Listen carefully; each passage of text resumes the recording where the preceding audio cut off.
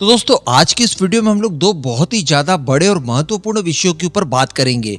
एक खबर में आप थोड़ा सा डिसअपॉइंट हो सकते हैं, लेकिन वहीं पर दूसरी खबर बहुत ज्यादा अच्छी है क्योंकि मेक इन इंडिया हथियारों की अब पूरी दुनिया में लगभग धूम मची है और दुनिया भर के वेपन्स भारत में मैन्युफैक्चर वगैरह करके भारत के स्वदेशी वेपन्स भी बड़ी मात्रा में मैन्युफैक्चर करके अब एक्सपोर्ट किए जा रहे हैं। इसी सीरीज में अमेरिका का नाम भी निकल कर सामने आया है। तो चलिए जानते हैं किस तरह की ये दो खबरें निकल कर आई है। आप बस इसी तरह की वीडियोस के लिए अपने खुद के चैनल खंडवा डिफेंस फैक्ट को सब्सक्राइब जरूर कर लीजिएगा।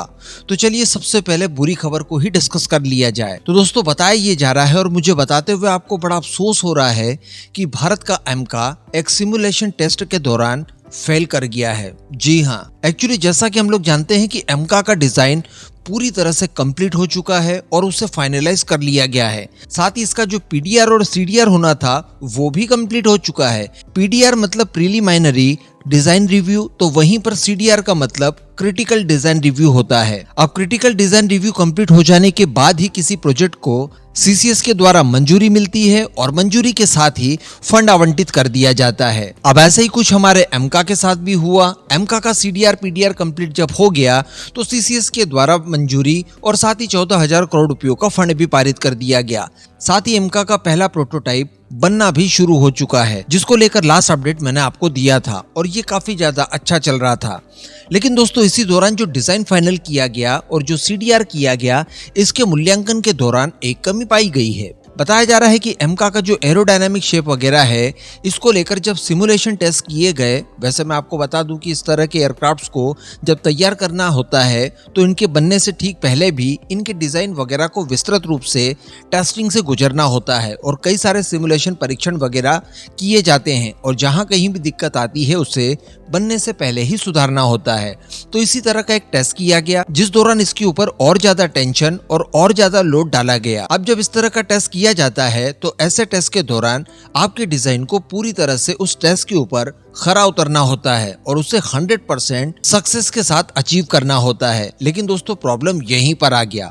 बताया जा रहा है कि इस टेस्ट के दौरान 90% तक का एडिशनल लोड और एडिशनल टेंशन तो इसने झेल लिया, लेकिन इसके बाद ये फेल कर जाता है और जो डाटा 100% तक जाना था वो केवल 90% ही जाता है। तो अब बताया ये जा रहा है कि इसका दोबारा से सीडीआर किया जाएगा। सीडीआर बोले तो जो फाइनल डिजाइन होता है उसको क्रिटिकली रिव्यू किया जाता है और उस डिजाइन को इसी तरह के कई टेस्ट वगैरह किए जाते हैं, पूर्णतः मूल्यांकन किया जाता है और उचित पाए जाने के बाद ही प्रोटोटाइप निर्माण की मंजूरी मिलती है।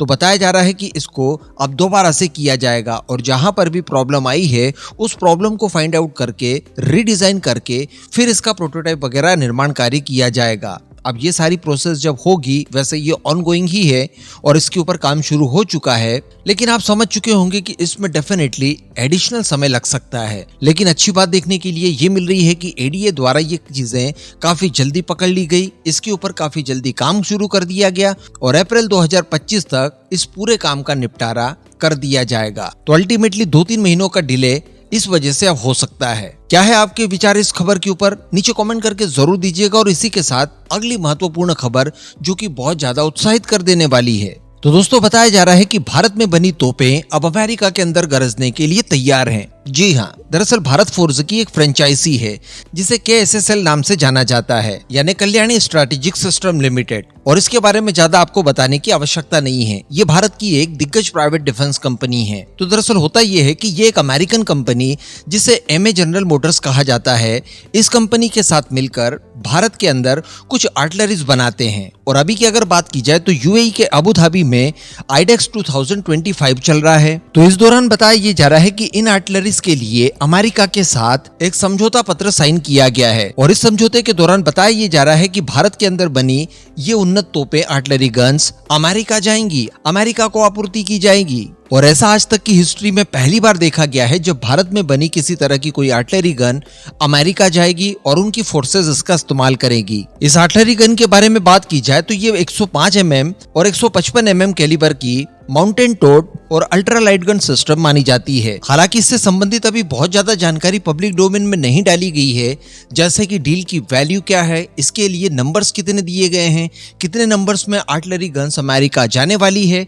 लेकिन जो कुछ भी हो, लगातार इस तरह की चीजें देखने के लिए मिल रही है कि भारत के साथ साथ विदेशी वेपन भी भारत के अंदर बड़ी तेजी से बनाए जा रहे हैं। भारत की अच्छी मैन्युफैक्चरिंग सुविधाओं का इस्तेमाल किया जा रहा है और उन वेपन्स को विदेशों में एक्सपोर्ट किया जा रहा है। सोचिए, अमेरिका की ही कंपनी भारत के अंदर आर्टिलरी गन निर्मित करती है भारत की कंपनी के साथ मिलकर, और उन्हीं को एक्सपोर्ट फिर वापस से अमेरिका के अंदर किया जाता है। तो ये अपने आप में बड़ी बात है। इसी तरह से ब्रह्मोस की टेक्नोलॉजी वो रशिया से आती है, भारत में निर्मित होती है। भारतीय फोर्सेस के साथ साथ हम लोग विदेशों में भी एक्सपोर्ट कर रहे हैं। इसके अलावा Su-30 का एग्जांपल देखा, रशियन प्लेटफॉर्म है, भारत के अंदर निर्मित होते हैं, भारतीय फोर्सेस इस्तेमाल करती है, भारत के अंदर एक बड़ा इकोसिस्टम तैयार होता है इस वजह से। और साथ ही आर्मेनिया चाहता है कि भारत के अंदर ही इन विमानों को निर्माण करके आपूर्ति करे। तो जो मेक इन इंडिया की पहल चलाई थी डिफेंस के क्षेत्र में, वो इन्हीं सब चीजों के लिए चलाई थी।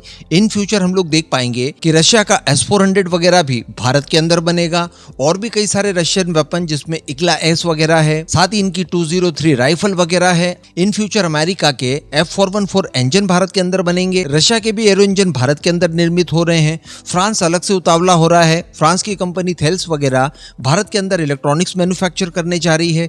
तो इस तरह की तमाम डिफेंस कंपनियां जो कि दुनिया भर में बड़े बड़े नामों से विख्यात है, ये सब भारत आकर मैन्युफैक्चरिंग कर रहे हैं।